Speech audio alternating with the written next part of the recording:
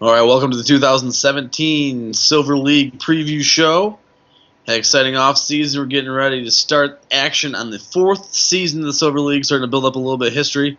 I'm Kerry here, the GM of the Buckhead Bowties, new member of the Silver League, along with Brett, longtime charter member of the Silver League. Good to have you here. Not charter, but basically. Looking to run down all 10 teams in the Silver League this year, give our thoughts on the upcoming season. I'm going to start off with Montreal. Yeah, so transactions-wise, Montreal was particularly active this season, having after picked up a new GM. He made 17 trades, or at least traded for 17 players and lost 5. So Yeah, especially just want to focus on the giving up Kaufman, former high draft pick, young cost control guy. I think he started at 20, pitched a full season at 20, logged over 100 innings. He's going up to the PL League with California. Tons of potential. Could still be a stud up there. And that was a move. We have this debate in the chat all the time: quality versus quantity. They gave up the quality, and they got back the quantity. So we're gonna see how that works out for them. And I think they needed to, considering they need the quantity to stay in the Silver League this season with some strong teams in the league now. Yeah, and I think they will. They have a very solid roster. There's no huge holes, especially with the addition of Mark Kennedy, which we discussed earlier in the chat. Absolutely. Just an absolute defensive stud in center field. Now, something that we look at in the Silver League is I don't think they have a single player that a PL team would want. That's something that to be promoted, you need those type of impact guys to go up. So we'll see. I really do think that they're a team to look out for, especially with the GM stays active. Someone to really look out for. Yeah, I definitely expect them to be mid-table this season. Yep, I think they fall just shy of that top tier that we'll get to. But definitely something interesting to watch, especially with all the money they have available coming off the books. Speaking of money, that's getting a lot of it plays for our next team we're looking at. That's Nova. They have Don Brown, took a gamble once upon a time. Signed him, one of the best players in the entire association at that point, to be honest. Yep, and didn't push him over the hump, and are now dealing with the back end of that contract. Yes, which still lasts 2 more seasons. Just disgusting how much money he's making. I don't think anyone else makes any more money than him in the whole league, to be honest. Yeah, I don't think so either. The one possible thing is if you catch a PL team desperate down the stretch, right before the trade deadline, possibly you can unload that. I think that with or without, unless he returns to form, unless he's a 10-win player again, I really think that they're squarely in that relegation discussion. Yeah, I mean, 3 WAR is still great for a fielder, but look at what he was producing in 2014. And even for Phoenix in the inaugural season, so. Yeah, absolutely. I mean, he was it's just ridiculous. I feel like then that was a time where the entire talent of the league was down. Yeah. Much tougher to put up that type of a season this year. I don't think, even with the increased talent that came down, I don't think we'll see much of that from a Suzuki or a Downing or the like that are now in the SL. No, absolutely. Another team that I see in the relegation discussion is Philly. Not a ton of holes there either, but nothing to really get excited about. Not really. Now let's look salary wise. Yeah, they're sitting at about 55 right now, which is looks like it's actually low for the league, which makes sense with all the big purchases this offseason, but. I mean, so they could be a team looking to make some moves. Although, I mean, they're stuck in the mid 50s for a while. And I mean, they would be fine if they got relegated. So they're kind of set up to do that. But I think this might be, if this team can stay in the Silver League, that would be good for them just to make money there because they're going to break even at the third league otherwise. Yes, that's a great point. But it'll be interesting to see what type of strategy they go with. Mm-hmm. This could be obviously rebuilding year, but see if they take some steps that way. Yeah, but definitely historically a subpar, lower middle of the table team. Yes, absolutely. Another team in that projects to be in that lower half, but also another active member of the SL is Orlando City. Coming up, the second promoted team from the ML. The ML was basically Columbus and 11 other teams last year. Yeah, similar to season 3 for Louisville. Yes, absolutely. They ran away with it. They outspent and took that gamble. Paid off for them. Yeah, it did, especially with how some of their contracts were structured. But with Orlando, I mean, they were in the Silver League initially. They got relegated season 3 and were able to hop back up season 4. So what looks special about their team? The interesting thing is they were promoted last year basically on the strength of a quantity versus quality trade. They gave up their first round pick to me for 5 or 6 arms, and it was just enough to put them over the edge. They were in a position where every single win mattered for them. Interesting right now for them is their second baseman, their leadoff hitter. If you check him out at the top of their lineup. I believe he was the rookie of the year last year in the SL. Sounds about right. And yeah, rookie of the year. Solid all across the board. He's a guy locked up for this year. Interesting to see what they do with him if he gets extended or if he moves. Still 27, so he could have some good years left. Obviously, huge threat in the base paths, but is he a guy they want to move? Because it doesn't look like they are in the promotion. No, absolutely not. It's interesting to see that Matsu or whatever you say his name.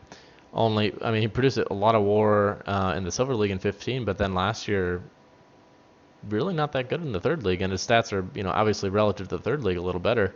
So I'm interested if that's just some kind of internal thing with the player, or something with his attitude or something that might affect how he's playing.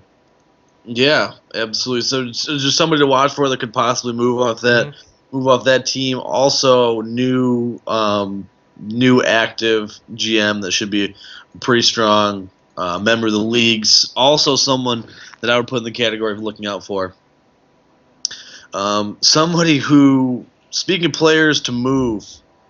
Here's an interesting conversation. Talk about Lone Star. All right. The true one-man team. Absolutely. Really. Michael Neely. He's a guy who, if you're looking to, I can't see a scenario where they're not relegated this year. Yeah, it's really hard not to with Neely on the team. I mean, on top of just being the Don Brown at age 26, his contract. I mean, I know how he got his contract locked up last season so cheaply, because it kind of slipped under the cracks, and I don't think there was as much money floating around last season. So this is just it's really hard. Even if Lone Star gets relegated, they're going to be back up the next season. So. Yes, absolutely. Entirely because of Michael Neely. Yeah. For the next 8 years. or is he the guy you say, all right, I'm gonna get a 1, a 3, a 4, a 5 in my rotation, and a off hitter out of it. Well, you could easily pull off a Wilkins trade, at age 30, 4 years from now, and people are still gonna go nuts for him. So. Absolutely, and we'll get to that. And then to me, that's one of the awesome things about this league. Absolutely. Is that you can pull off trades like that, and I think your move was one of the most interesting moves of the offseason. Yeah. Speaking about the other team that made the jump, talking about Columbus, just absolutely paced. Yeah, just disgusting. Yeah. In typical Mike and family of Mike fashion. That he's got a system, and yeah, absolutely blew everybody out of the water. Yeah. Had an excellent rotation. Really interesting to see. Off season wise, they picked up Howard from Montreal. Was a 3-win player last year, but if you look at his ratings, kind of hard to think that he does that again. Yeah, especially relative to the Silver League. I mean, who did he play for? Oh, he was in Montreal. Yeah, I mean, really not impressive. I mean, he's great defensively, which is going to help him, but offensively, I mean, I definitely wouldn't expect that. Not with the I think aggregately the Silver League pitching is definitely increased coming this next season. Yes, And I don't really see. I mean, he's got a good eye, but it's pretty much home run or not. And I mean, that's fairly obvious from his stats the last 3 years. yeah, to get over 30 this year is gonna be a lot tougher. Yeah, absolutely. But obviously, tons of value defensively. Can absolutely pick it. I mean, all of his defensive ratings are very, very solid, Absolutely. which is huge. Now, if you could flip back to, if you could flip back to their other page. The transaction page?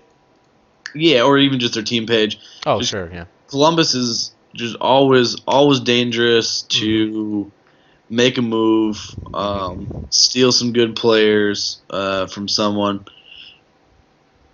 So another interesting thing is I was looking through this, their bullpen, they don't have a guy that doesn't have 10 stuff in their bullpen. They may be shaky on control.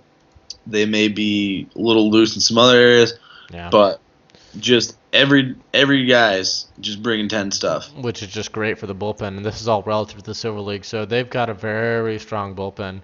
And with Chicago having taken the cake in pitching last season, I mean, this is definitely going to rival their bullpen. Yes, absolutely. One guy, folks, click on Eric Miller because just personally pisses me off. Because look at his history or his pitching stats, one of the two. He was one of the worst pitchers ever for me. Yeah. I want him just to go away forever. And he goes down. He did, yeah. You're obviously the Chicago Cubs of the USBA. Players leave your team and then they perform the best in their career. Yep. I mean, and obviously, the BABIP, crazy high BABIP for me, and then has had crazy low BABIP. Yeah, ever since he left. Makes sense. Yeah. But interesting to see how he does in the Silver League. I hope to exact some personal revenge. Well, that would be nice. Smacking a couple homers off of him. I mean, he's only throwing 92, so. Absolutely. So the last thing on Columbus, they're at $115 million. I noticed that, and that's obviously first for the Silver League. That's very high, so I'd be interested in. I mean, they didn't make much of a profit. Yeah, they lost some money last season. Oh, wait, hang on. Oh, yeah, absolutely. I mean, they had a lot of cash to spend, and they spent it. So they're still going to be running the line close once you add in, some of the peripherals. So they don't have much room to spend on player development or scouting. So this is really a kind of, as we discussed the last meeting, it's kind of an all or nothing push for the Premier League, I would say. Yes. Because this is a Premier League. This is a 6th or 7th Premier League payroll, I'd say, around $100 million. Because I think it hikes up next season, if I remember. Oh no, okay. Well, still 100, but that's it's definitely poised so he can make money in the league above the Silver League. So. Yeah, and those team options are not designed to be picked up. I mean, Eric Miller and very true. Yeah. And Double Dick, are not getting picked up. But yeah, when they made those moves, not sure if totally counted on as much talent coming down as did happen. Yeah, I think it's going to be very challenging, even with a solid bullpen like that, and obviously taking the cake in the third league. It's just the Silver League is going to be the toughest it's been since inception. So I'd be interested to see. I would probably say definitely a middle table. I don't know if they can get up into the top 4, maybe 4th. I'm not sure. Yeah, possibly. I mean, they're a team. If some things bounce the right way, Yeah. if they can repeat some peripheral stats. Now, another team. Talking about New Amsterdam, former Premier League club. In the mix last year, fell just short. Very solid team. Still, I think that they're 20 games over 500 last year in the SL. But really good club. Again, their roster that doesn't have a lot of holes, with some impact talent. I think that they're going to be in the mix. Who's that?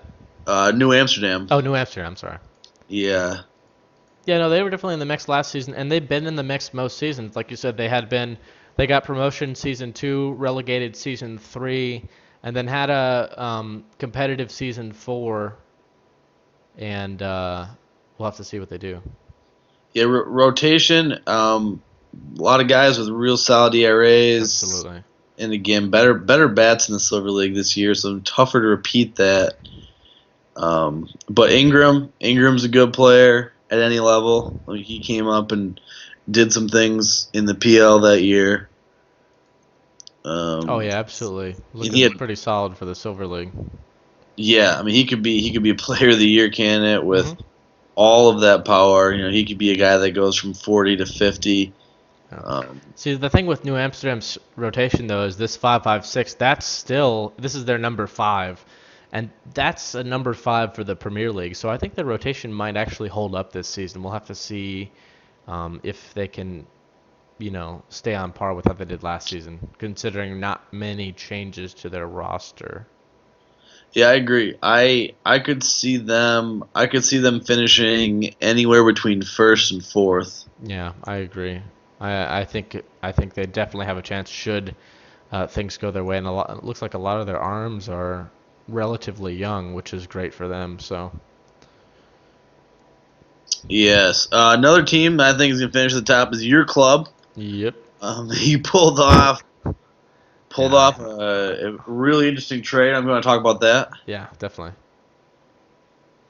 So, I mean, Tyler, of course, had been bothering me has wanted Wilkins since season 1. I could attest to. He's just I just tell him, hey, F off, and then he says something angry, and then I say something angry, but I still had Wilkins. So then I just the idea had been mentioned to me by multiple people, and for a while he was my ticket back to the Premier League.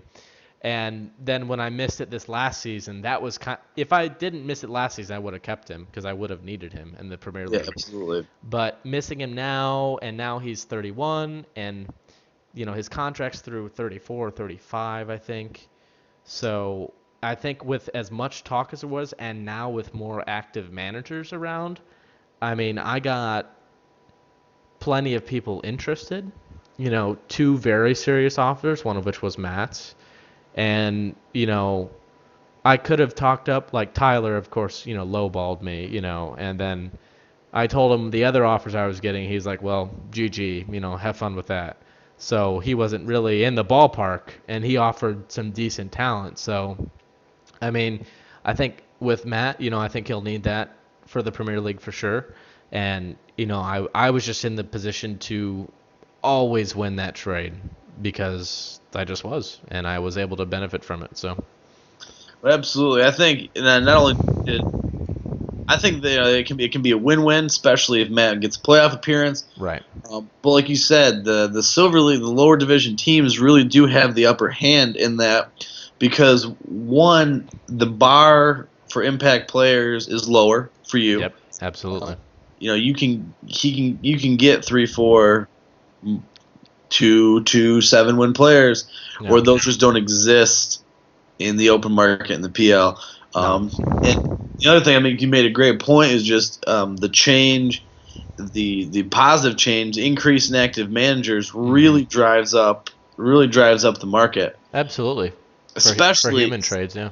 Yeah, especially with the Premier League, with Tyler, Matt, Troy, just right on down the line.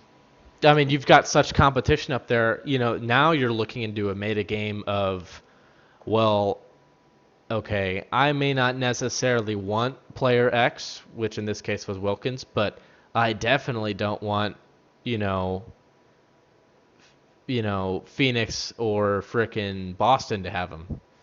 So Yes. I would imagine that was part of Matt's worry, because of all teams, I would say in that top 4, category of the Premier League, Matt's could use it the most. Yep. Which is why I got such a big offer from him. So. And when you're talking about millions to spend in the off season, either in cup money or in standing money, whatever that may be, riding on 2-3 wins, I mean, there's your payoff. Right. One last thing I wanted to ask you about as I was going through this, I know you moved legendary reliever Hinton to the rotation. I did. I totally intend to start him. His stamina's low, so I might limit his pitch count to 80 or 85. But I've just from having played OOTP, single player, I have had seasons where these kind of players. I mean, granted, this is still a game, so real life this probably doesn't pull off, but. I mean, he's throwing 100 miles per hour, and he has a good slider and a good fastball. I mean, there's no off-speed pitch, but just how disgusting his stats are, and relative to the Civil League, even more disgusting, I can easily pull him off as a starter. So when I saw that part of the trade, and then Ortega, which actually fit a defensive, I needed a good defensive player. Like my guy was like 2, third base, and then the best part. So Hinton pretty much replaces Wilkins for me. Not as good because he still is a closer. And then you've got Norman, which he's great left field to right field. So I've got 5 solid outfielders, and with the change in injuries this coming season, I think rotating these outfielders is going to be more important. And I have 5 guys that can play great defense, and I would trust all 5 of them, somewhere in the top half of my lineup. So. Yeah, that's huge. It's like the MLB equivalent if Kimbrel got moved to the rotation. Right. Now, interestingly, that's something that I always struggle with, because these relievers, and I had Vega for a while, but you try to get those innings out of them because that's really where their value comes in. Right. Now, Phoenix, not sure what Matt had it set on. He got 80 innings out of him last year. Wow. Which is basically that relief ace role that in real life sabermetricians have been clamoring for. Forever, that teams should use guys in the hybrid role, 3-4 innings a pop by the bullpen, or at least 2 innings. But either way, I mean, you see how effective he was in the 80 innings. That should give you full confidence to start there. Yeah, I think he's definitely going to be easy to start. So we'll definitely see what happens. Absolutely, I mean, I think you be right in the mix there at the top. Yeah, we'll see. Yeah, another interesting club. A lot of action this offseason. A lot of action all the time. Is Atlanta? Oh, of course. Coming down from the Premier League, a better team than Detroit, but with the 1-game relegation, you're going to have that. Yeah, just about anything goes there. So absolutely. So 2 interesting trades for them. One, Suzuki there nabbed the second baseman from Brooklyn. And he's going to come in and absolutely tear up the Premier League. It was that 3.4 win player in the Premier League. I mean, you're looking at possibly a 10-win player. Plus, he's good defensively. That's a guy that you can ride to promotion. Yeah, even 31 years of age, he's got at least. I mean, his contract's going to. So 34, that contract's going to be hurting a little bit, but. He's, even still, I think he's still going to produce at 35, so. Yeah, now their question mark to me is their rotation. They start some young arms. Okay. And I mean that's where that lies for me with Lyon. Now they did pick up a big arm with gosh, what's his name? The other Manuel, yeah, Hernandez. Hernandez, their older guy, free agent. Another bullpen guy similar to Hinton, similar age. No, Hinton's younger, but yes, I mean, I think he's going to do well starting. I mean, his stamina is just disgusting, and it's not as much of a risk in the Silver League, So I think I would expect him to perform well in a number one or I would say number one. Yeah, he's looking at some of these ratings. Yeah, he should be their best pitcher. Yeah, but you're right. The rest of this rotation is very sketchy. Very sketchy. This almost looks like a third league rotation, to be honest. So, I mean, even their number one guy from last season, it seems. I mean, that's like a number 3 guy in the Silver League, to be honest. So, we'll have to see how much Manuel holds him up, and if they go to a 4-man rotation, which has been done in this association. So, to get more starts out of Manuel. Yeah, especially at 31. Yeah. You definitely want to ride him. For all where he's at, now the other team, same city that came down with my club, actually for once happy with what I pulled off in the off season. Filled up my rotation, filled up the pen with a lot of fairly cheap guys. Man, I didn't grab the big bullpen arm that I was looking for. Move some people around, fill up some holes, and that's where I think the strength is. Other than the big core that I was able to bring down, with Henry and Downing and Van Kooten, that should absolutely tear up the Silver League. Definitely. But I was the biggest thing that surprised me is I was able to do that, and I think I stayed under 65. Yeah, that's impressive. That's So it has me right at 70. Okay. Yeah, that's pretty good. So right at 70, a couple bad contracts in there. But the biggest thing was I was ready to overpay for a 4th, 5th starter. I was able to work a deal with Phoenix at the very last second, and Rivers. He may be still. Yeah, it doesn't look like he was processed yet in my file. He's probably still DFA'd. Oh, okay. Is what it is. We'll bring him up then. Yeah, they'll slot him into that rotation, and I'm just worried about behind Henry, if I can get enough out of that rotation. Well, Rivers and Henry are obviously going to do well for you. As far as the rest of the rotation, Finn Breckel, I mean, that's a solid number 2, number 3 right there. Trotting out the corpse of Gerard Moore and Marshall Edwards. I mean, Edwards is that's a solid number 4. I mean, all of these pitchers are still better than Atlanta's. Yes. In my opinion, just and I base a lot of my stuff on ratings, and that's just what I think. So, I think Buckhead definitely will be above their regional rival. So, I had too much talent that was getting old. Downing may not come back. He's got the player option for next year. Right. And just I didn't have it in my heart to punt even further down the field.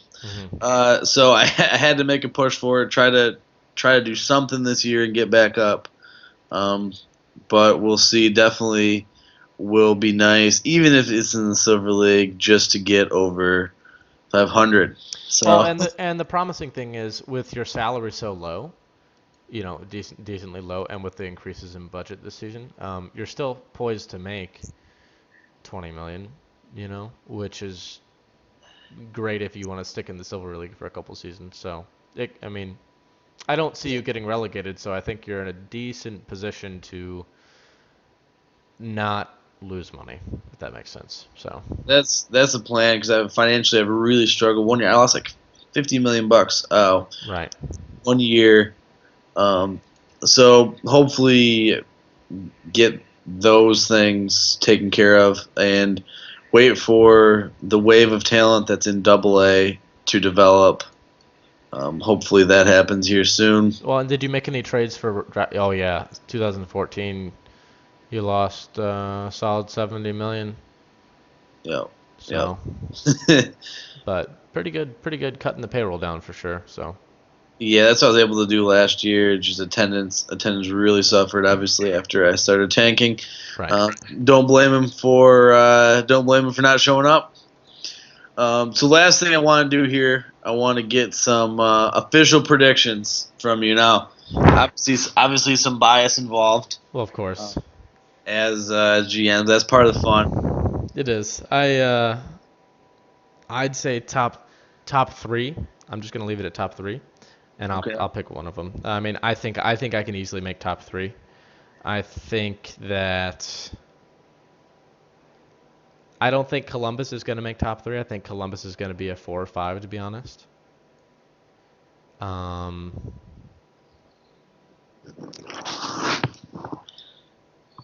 I could see Buckhead up there easily. And New Amsterdam. I'd say Buckhead, Chicago, New Amsterdam. And I think that's with the injuries going up in the same length season, I honestly think it's close to even favoring me. I mean, just because I'd like to get out of the Silver League, but absolutely, I think it could go either way, to be honest. Well, this isn't going to be very exciting. My top 3 as well. Just the strength of bringing Hinton in, and if he works out as a starter, yeah, I really do see our clubs going back and forth for 1-2. Yeah, I believe so. And then I think Mike will pull some magic and sneak in a 3 there. That'd be an interesting top 3 original managers up there in the Silver League. Yeah, and joining me for once. I think, and he's taken the more noble path of going down to the ML and coming back up. But yeah, well, nonetheless, I still think that he's one that could pull off that move, find some impact talent there. And talk shit the whole way. It's just going to be tough because no PL teams are going to sell. Very true. So there's not going to be much. So where do you find that unless you pry Neely from somebody? Yeah, I mean, I could see a sell here or there, and that's actually the one time when you've got a team like that making a shot. Like, it's clear their plan is to make a shot. You've got them in a good position. So if there's a middle table Premier League team, that's got someone they can off, and stand to make money, like I did with Wilkins, I think it's a possibility. And knowing that Columbus is the only team that way, it's pretty easy to get the upper hand in that kind of negotiation. But we'll have to see how it plays out towards mid-season once some of the standings are starting to lock in. Yeah, absolutely. I do think that there's some magic there, and couldn't just pick the same 3 as you. Yeah, absolutely. But like you said, could not agree more. Can't wait to get it going. And it's going to be a fun one. The Silver League this year. Definitely. So we'll go ahead and wrap it up, and then we'll do a little draft talk once we get the draft going later this week. Absolutely. We'll see it. Okay. Bye.